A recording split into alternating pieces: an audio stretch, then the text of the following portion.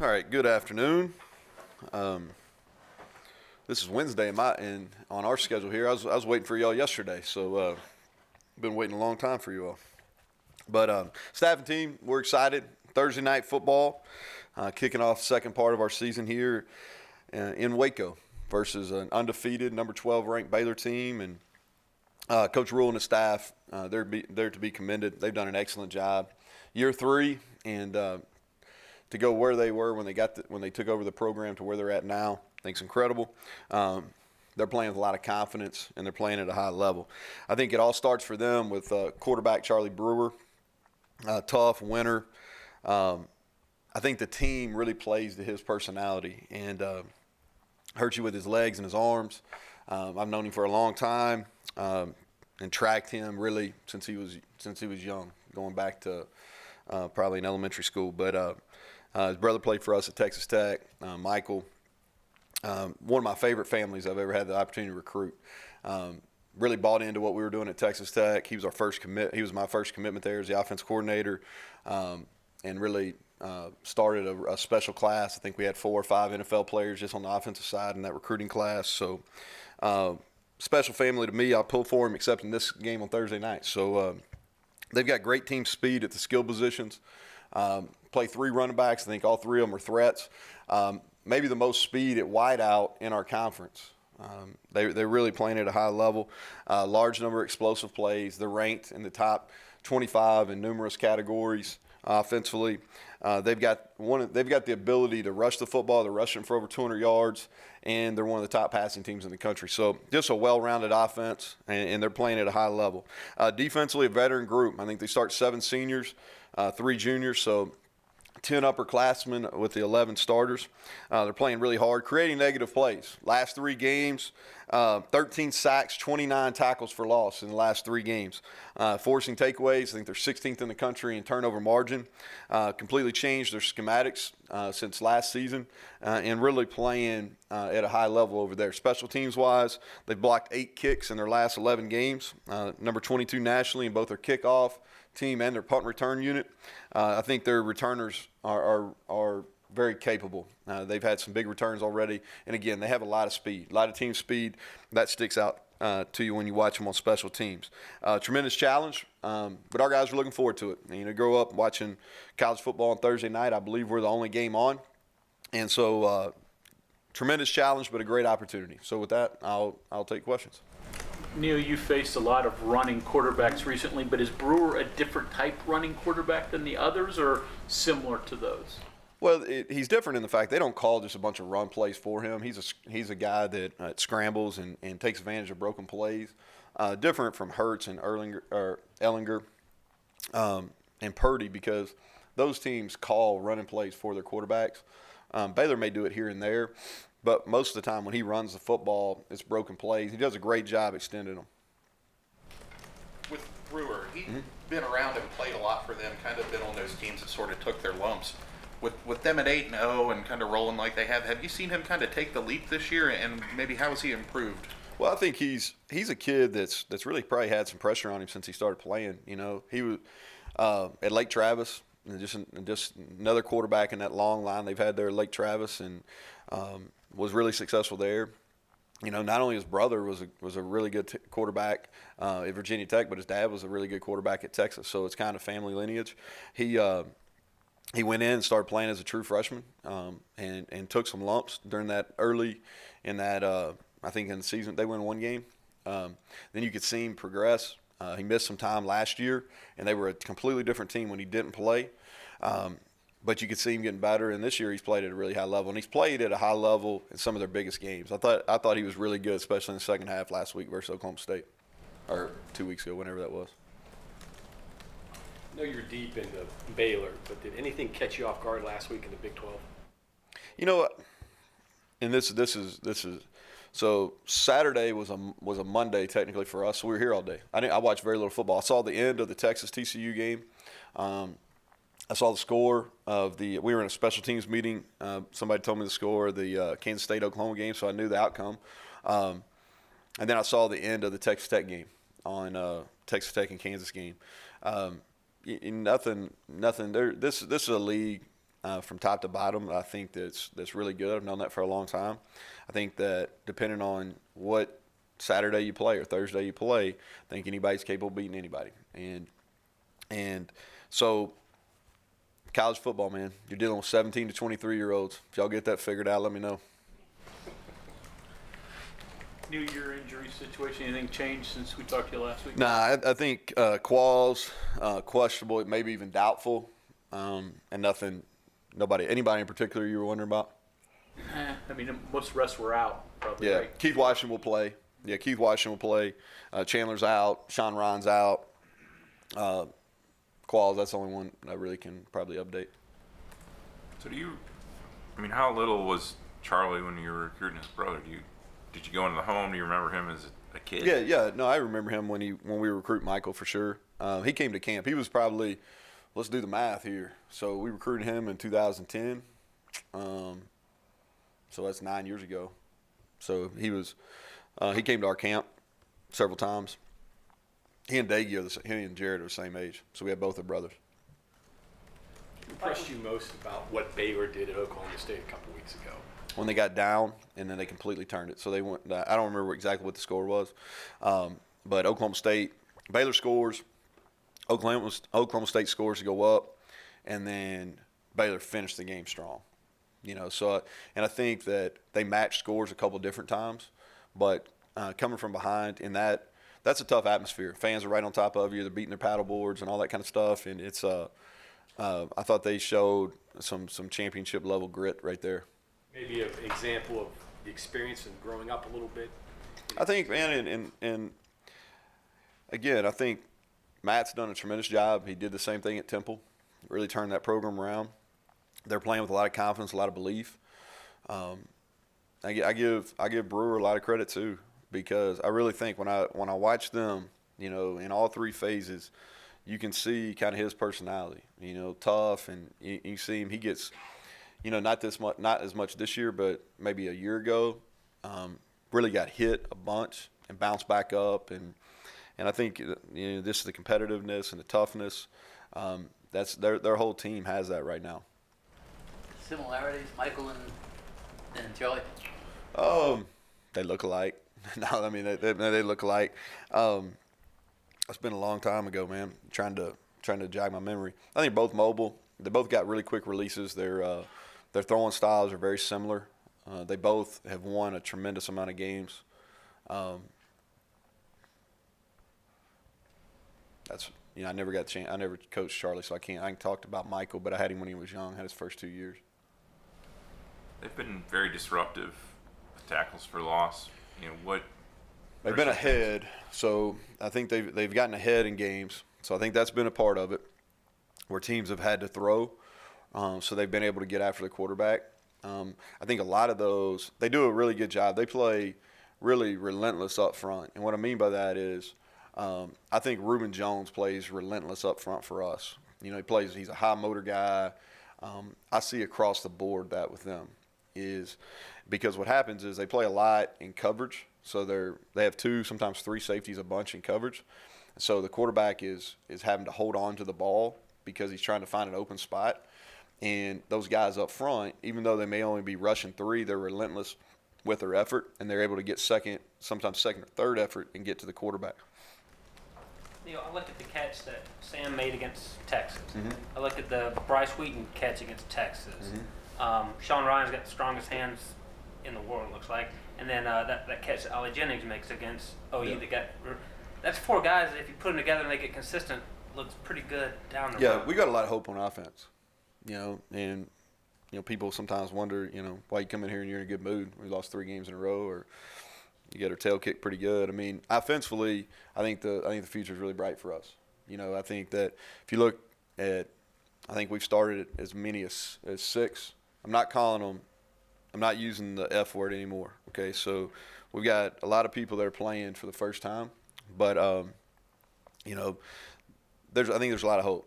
I think Sam James is the guy I'm excited about. Didn't play very well against Oklahoma, but I'm excited about his future. Bryce Wheaton is starting to come along for him. Ollie Jennings is going to be a really good player. Winston Wright is going to be a really good player. The freshman, or I use the word again. I got to quit using that. But Not the F word some of y'all were thinking about, okay? But it's, I think, and we've got a couple that we haven't played that they got some really good experience in Monday Night Football that, defensively is where, the next two recruiting classes are going to be critical because we're playing some older guys. Maybe it's the first time we're really playing meaningful football this year, but we've got some older guys. But I think there's a lot of hope. And I realize we haven't played very well offensively. I'm not blind to that. I get it. But there's a lot of hope, especially on that side of the ball. Texas, Oklahoma, and Iowa State losing the same day, same this weekend. Can you use that at all? I really don't. I don't. I just kind of here's where I'm at with our football team is I just want to get better. Period. I'm not spending a large amount of time on what Baylor's doing, offensive, defense, and special teams. Not because I don't respect them. I do. I'm not spending any time whatsoever looking at other teams in the league because I think for our football team is we just got to get better. And I really felt like that we were making strides, all right, up through the first half of the OU game where we were getting better.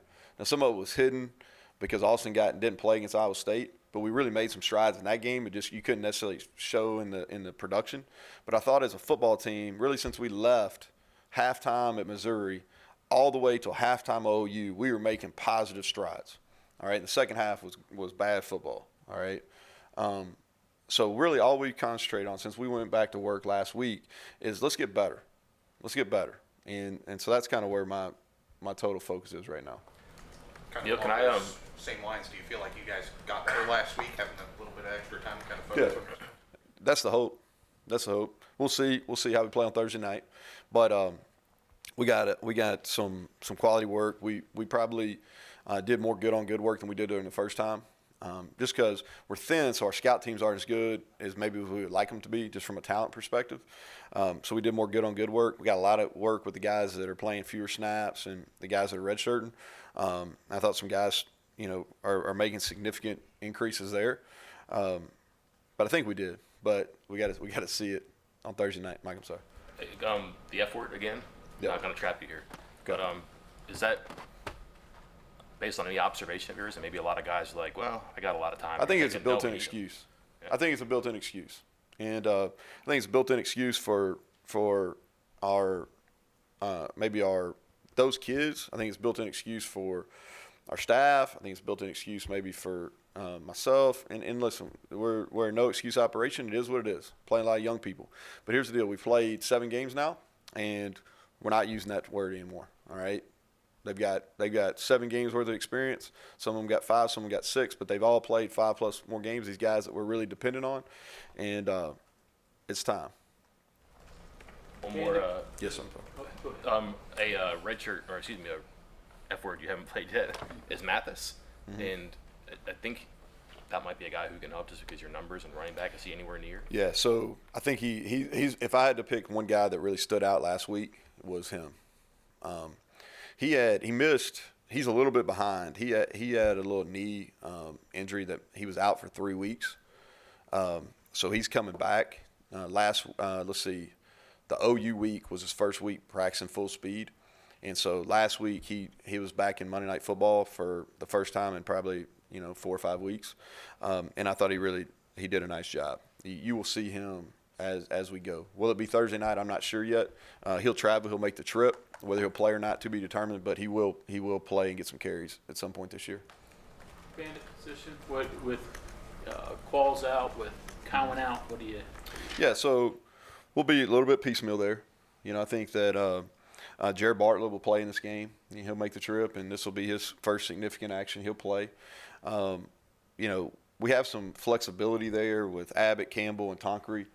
They have the ability to kind of play Mike or Bandit, so we'll have there. And then Sandwich played some snaps against Oklahoma, and he'll be able to give us some in this game as well.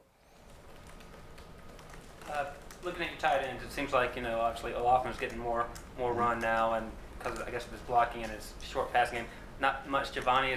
He's been a little banged up. Yeah, he's had an injury that doesn't allow him to run full speed, so he's played some and some run and some pass protection stuff. We haven't been, I think today we'll test him a little bit more, but that's the main reason behind that. When he's healthy, can he stretch the field on the seams? I think that he and O'Laughlin both have the ability to do that. You know, they both have really good hands. You know, Mike is a guy that was extremely productive. You know, he's still growing into his body. Y'all have heard me talk about it. He's gained 50-some pounds since he was a senior in high school. But I think his junior senior year combined, y'all can check this. I think he had 100+ receptions. You know, and he's got really good hands. He understands how to get open. He's got to understand some of the technicalities at this level of being able to separate and being able to use your size to your advantage. I like for both of them to play bigger.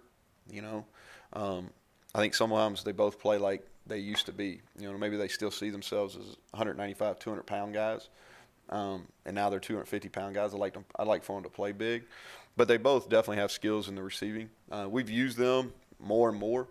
I think potentially they could be threats in this game. With 3 losses in a row, how do you fight again? How important is getting a win somewhere? It's always important. That's the goal, to go win them. Again, man, we really have, and the kids know, but I haven't stood up there and said, hey, we got to stop this streak or anything like that. Obviously they've lived it, so they know that we're on the streak of the opposite kind you want to be on. But we've had a break. I think there's kind of renewed focus, renewed energy. You know, but we got a huge challenge playing a team that's undefeated, that's number 12 team in the country, and playing with probably as much as confidence as anybody right now. Do you have any rules, post-win versus post-loss? Just As how far- a locker room looks, or does it police itself? I think that people want consistency, and so we're pretty consistent in our approach. You know, it's you know, how our guys are evaluated it's been the way the whole time. And I went in detail explaining how they were going to be evaluated after the debacle at Missouri, and that's basically we're evaluating them on their effort or how they strain, their physicality, and if they're doing what they're coached to do when it's been well defined. And if it hasn't been well defined, it's on us. But those are the 3 things that we're evaluating them on. And whether we beat NC State, we come in here, they're going to be evaluated on those things. Whether we lose when we had a chance to beat Texas, we're going to be defined on those 3 things. Where you lay an egg in the second half against OU, we're going to be defined on those 3 things. And I think leadership needs to be consistent. They need to know what to expect. All right, I don't think you can be too high and too low. So that's kind of how I've approached this with them. This Reese's best stretch that you've seen him play? Do you have only season, but looking back at all? Yeah, you know, he is playing, and I think it's a credit. And I'll say this, and I'm going to go off the question you asked for just a second.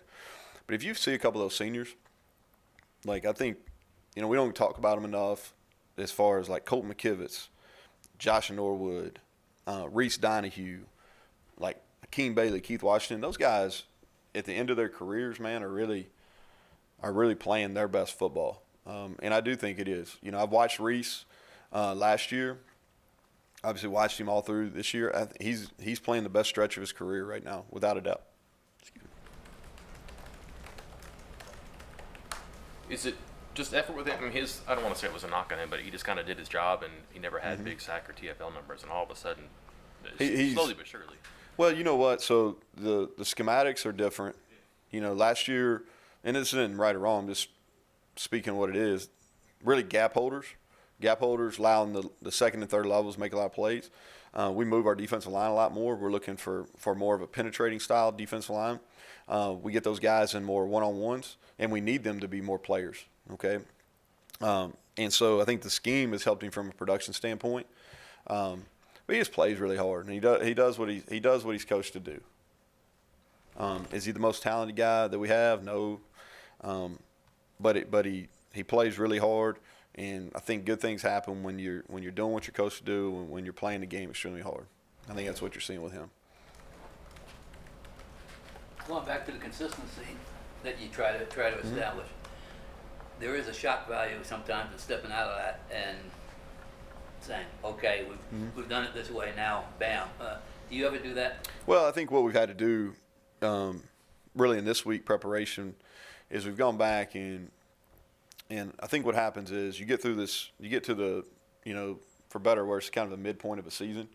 And especially in a season where you don't have as much depth as you would like, or maybe your scout teams don't have the talent that you probably need to get on a daily look, especially on Tuesday and Wednesday. So what we have done is kind of reevaluated how we're going about from a practice standpoint and a meeting standpoint. So what we've really tried to strive over the last week, or really once we're into Baylor prep, is just be really efficient with our time and try not to have the guys over here in this building maybe as much as they were early in the year, maybe not practice as long, but try to be really, really fast tempo in our practices and being efficient with the use of time.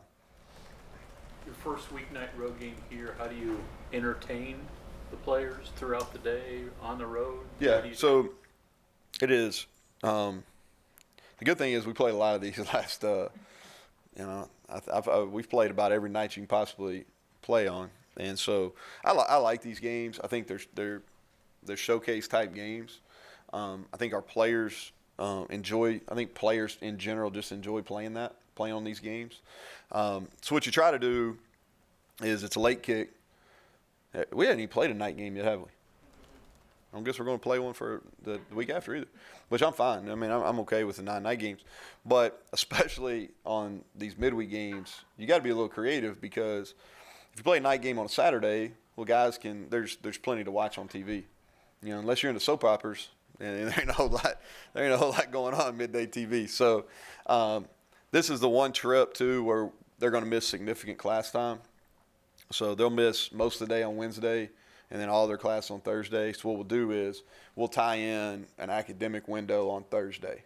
All right. So that kind of normal routine in the morning, breakfast, kind of some recovery time, walk through. We'll hit special teams, offense, defense, walk through, and then we'll have an academic block. And our academic people are traveling with us. So that's kind of how we eat up some of that dead time.